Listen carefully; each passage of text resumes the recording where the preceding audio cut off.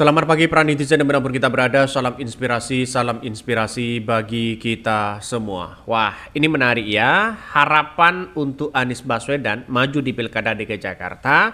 Saya rasa masih ada harapan dengan PKB ya. Kata Hasto, ini curhatan begitu kan ya. Mengatakan bahwa PKB sebenarnya masih belum memutuskan untuk gabung kepada koalisi Indonesia Maju Plus ya. Kabarnya kita tunggu setelah muktamar. Wow, ini ada harapan sih sebenarnya. Kalau Caimin memang sudah jelas ya, partai PKB mendukung atau bergabung ke koalisi Prabowo begitu kan. Tapi belum tentu mereka di Pilkada DKI Jakarta mereka akan bersama-sama. Belum tentu di situ begitu.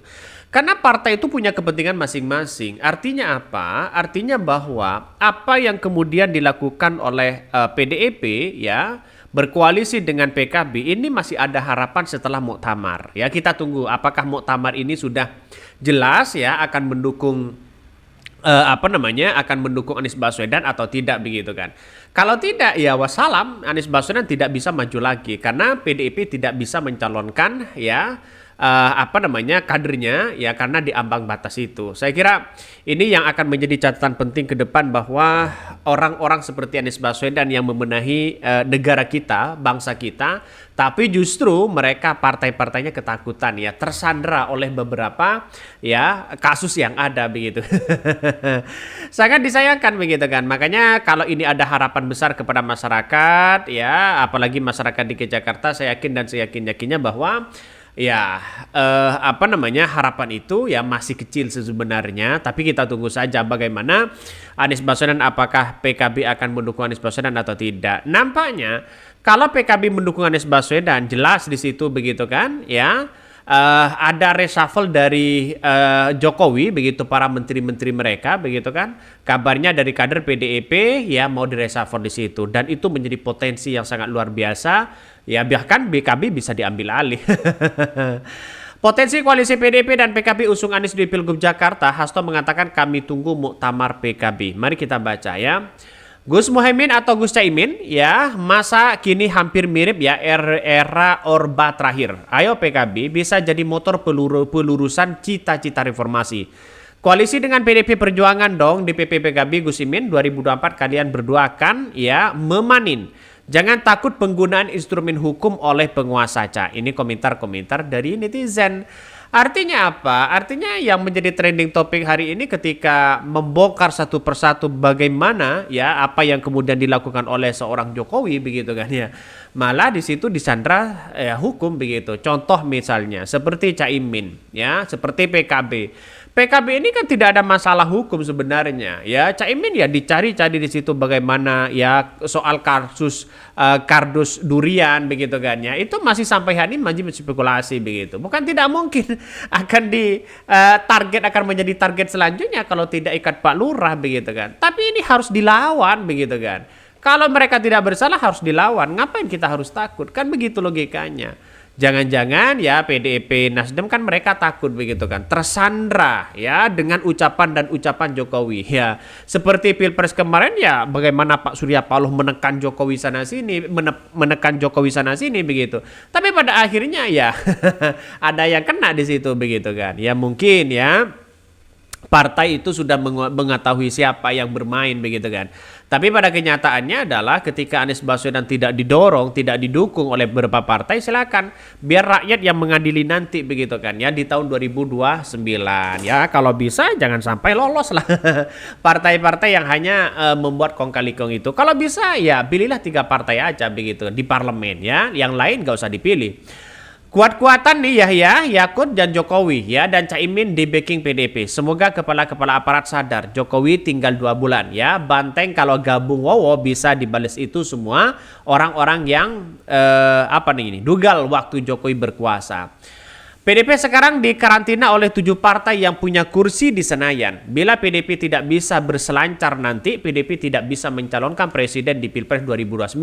Sebab suara PDIP cuma 17% di Senayan, ya kurang 3% lagi. Ya, saya kira kan ini yang menjadi pertimbangan begitu kan, bahwa kalau tidak merebut suara rakyat, ya PDIP ini akan semakin tenggelam begitu kan.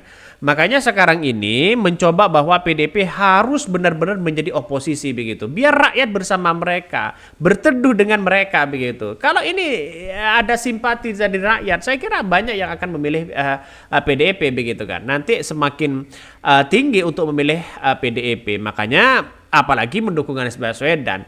Saya yakin dan saya yakin-yakinnya para pendukung Anies Baswedan, simpatisan dari PKB dan Nasdem akan memilih PDIP begitu. Kita tunggu saja begitu kan. Ya di tahun 2029 ini pertarungannya nanti adalah pertarungan bagaimana Gibran, bagaimana Prabowo, bagaimana Ridwan Kamil dan sebagainya begitu kan. Pasti ada yang dikecewakan dalam hal ini.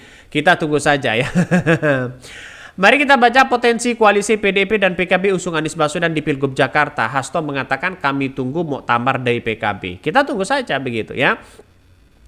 Sekretaris Jenderal PDIP Hasto Kristianto mengatakan partainya sedang menjajaki peluang membentuk poros koalisi dengan Partai Kebangkitan Bangsa atau PKB untuk mengusung Anies Baswedan di Pilgub Jakarta. Namun ujarnya belum ada keputusan ihwal potensi koalisi PDIP dengan PKB itu. Perihal peluang berkoalisi itu Hasto mengatakan masih menunggu hasil dari pelaksanaan muktamar PKB. Kami tunggu muktamar dari PKB juga baru melakukan langkah konsolidasi, kata dia ditemui dari kawasan Gelora Bung Karno. Adapun muktamar PKB diagendakan berlangsung di Badung ya, Bali pada 24-25 Agustus 2024. Muktamar PKB akan menetapkan kebijakan-kebijakan pokok dan garis besar haluan pemenang ya pemilu partai menyongsong di 2029 dan pemilihan ketua umum.